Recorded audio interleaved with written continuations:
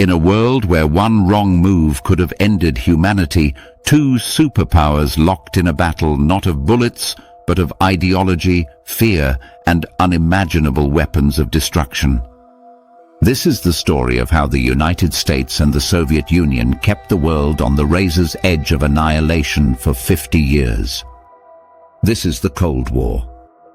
The Cold War was not just a conflict between two nations, it was a clash of ideas, ideologies, and visions of the future. It was the standoff that defined the second half of the 20th century. From the ashes of World War II, two superpowers rose from opposite sides of the globe. The United States, champion of capitalism and liberal democracy, and the Soviet Union, the self-proclaimed leader of communism and revolution. Their rivalry was destined to shape the modern world. But unlike wars of the past, this one was not fought on traditional battlefields. Instead, it was waged in secret, in the shadows, and in the terrifying possibility of nuclear annihilation. When World War II ended in 1945, much of Europe lay in ruins. The Soviet Union had suffered the heaviest losses, with tens of millions dead, but it emerged with control over Eastern Europe. The Red Army had liberated much of the region from Nazi Germany, but Joseph Stalin had no intention of letting go. One by one, Poland, Hungary, Czechoslovakia, Romania, Bulgaria, and East Germany fell under Soviet influence, creating a communist bloc behind what Winston Churchill famously called the Iron Curtain. The United States and its allies saw this expansion as a direct threat. For the West, communism was not just another political system, it was an existential danger. And so, the world was split into two camps, both armed with nuclear weapons, both unwilling to back down. The early years of the Cold War were marked by intense suspicion and a race for dominance. The United States had been the first to develop and use the atomic bomb, demonstrating its terrifying power on Hiroshima and Nagasaki.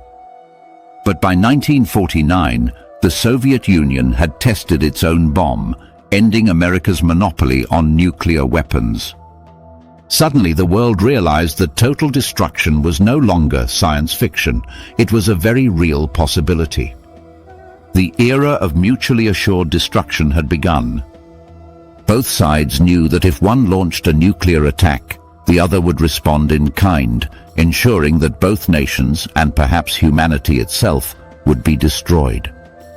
This fragile balance of terror shaped every decision, every crisis, and every confrontation in the decades that followed. In 1950, the first major conflict erupted on the Korean Peninsula, when North Korea, backed by the Soviet Union and later China, invaded South Korea. The United States and its allies responded with force. For 3 brutal years, the Korean War raged, claiming millions of lives and ending in a stalemate. The world had seen its first bloody proxy war of the Cold War, a pattern that would repeat across Asia, Africa, and Latin America. But it was not only on battlefields that the Cold War was fought. It was also fought in laboratories, classrooms, and even outer space. In 1957, the Soviet Union shocked the world by launching Sputnik, the first artificial satellite. Suddenly, the night sky was a new frontier of competition. The space race had begun. For Americans, the idea that their rival could dominate space was terrifying. The US responded by creating NASA and pouring billions into science and technology.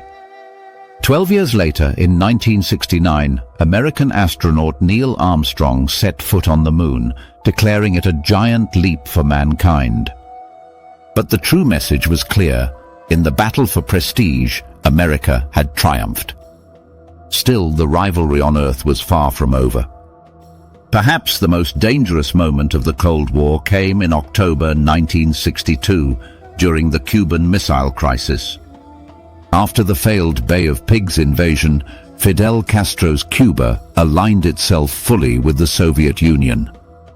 In secret, Nikita Khrushchev placed nuclear missiles on the island just 90 miles from the US coast. When American spy planes discovered the missiles, President John F. Kennedy faced the gravest decision any leader had ever faced. For 13 tense days, the world held its breath as US warships blockaded Cuba and Soviet ships approached.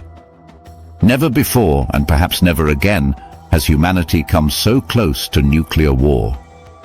At the last moment, both sides stepped back.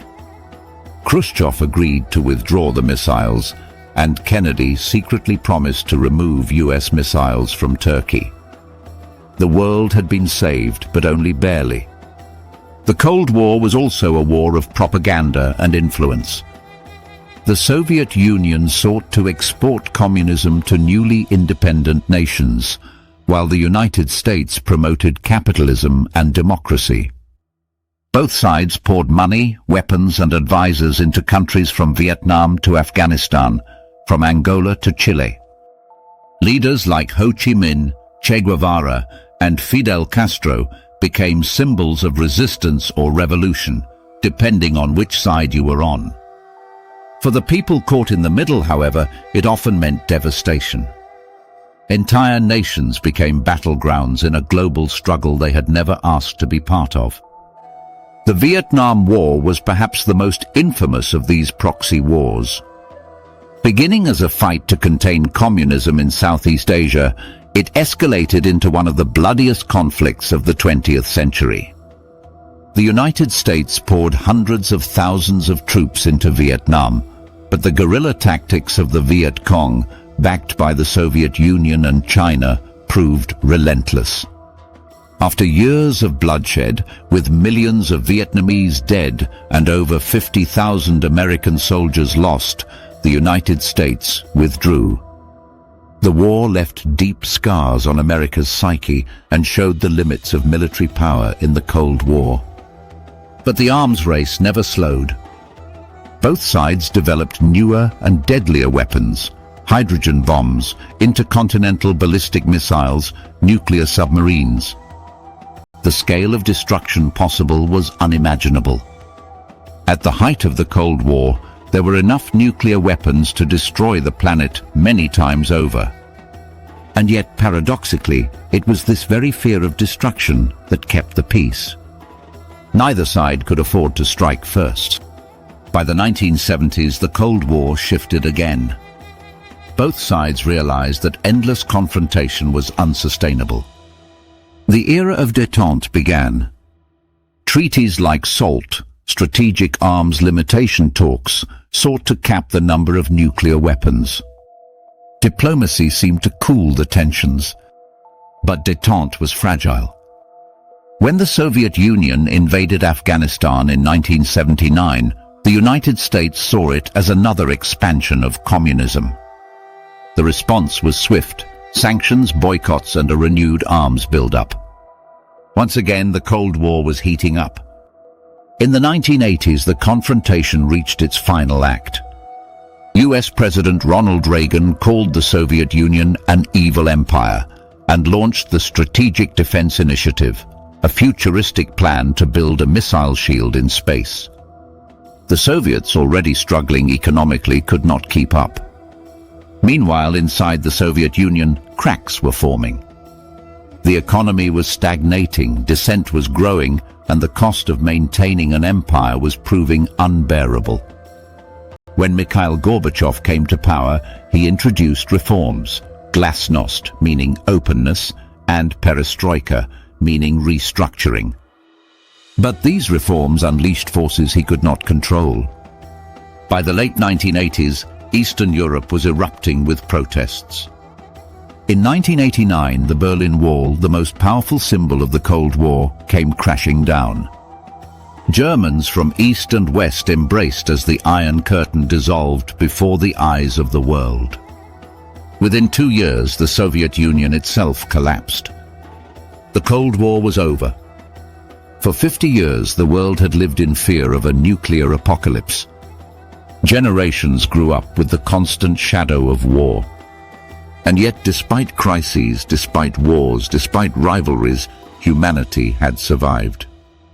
The Cold War reshaped the world map, toppled empires, and left behind a legacy of both fear and innovation. It gave us satellites and microchips, but also landmines and scars that still linger.